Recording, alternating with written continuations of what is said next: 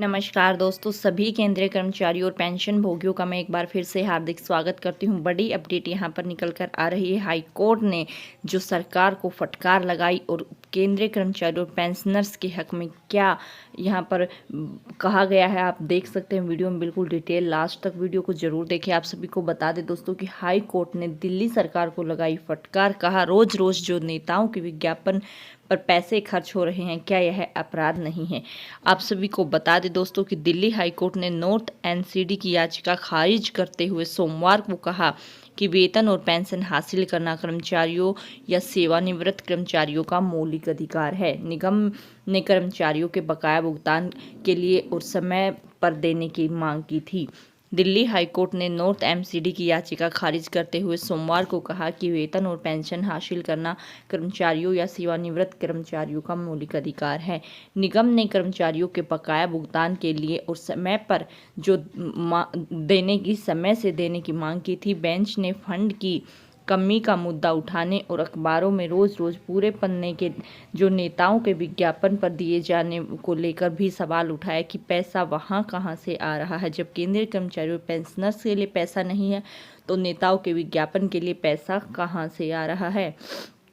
इस समय प्रचार और पर जो पैसे खर्च किए जा रहे हैं, क्या यह अपराध नहीं है। इन कर्मचारियों को वेतन का भुगतान कर देने से आपकी ख्याति और बढ़ेगी। मामले में अब 27 अप्रैल को अगली सुनवाई होगी। आप सभी को बता दें दोस्तों,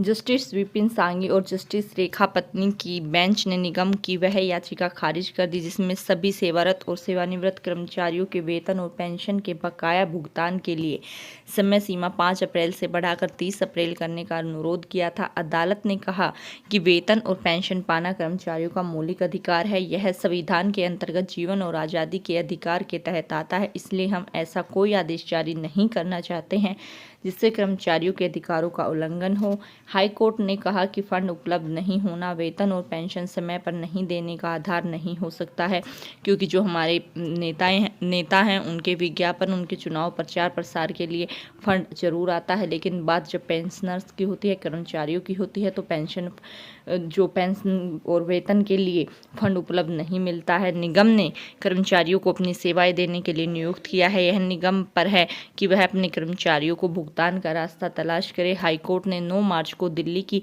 तीनों एमसीडी से 5 अप्रैल के पहले सभी श्रेणियों के मौजूदा और पूर्व कर्मचारियों के वेतन और पेंशन का बकाया भुगतान कर देने को कहा था। नॉर्थ एमसीडी की ओर से पेश वकील दिव्या प्रकाश पांडे ने सोमवार को इस आधार पर बकाया भुगतान के लिए समय बढ़ाने का अनुरोध किया और उसे दिल्ली सरकार से बेसिक टैक्स असाइनमेंट बीटीए का पूरा भुगतान नहीं हुआ। निगम के मुताबिक दिल्ली सरकार ने रकम का भुगतान किया, लेकिन इसमें कुछ कटौती की गई। दिल्ली सरकार की तरफ से पेश सीनियर एडवोकेट संदीप सेठी ने कहा कि यह इकलौती सरकार है जिसे एमसीडी को भुगतान करने के लिए केंद्र से रकम नहीं मिलती और उन्हें खुद ही इसके लिए रकम की व्यवस्था करनी पड़ती है। तो ये दोस्तों बड़ी अपडेट ये है हमारे पेंशनर्स केंद्रीय कर्मचारियों के लिए निकल कर आ रही थी। आगे जैसे ही इस पर कोई अपडेट आती है तो हम तुरंत आपके साथ जुड़ेंगे, शेयर करेंगे। तब तक के लिए जय हिंद, जय भारत।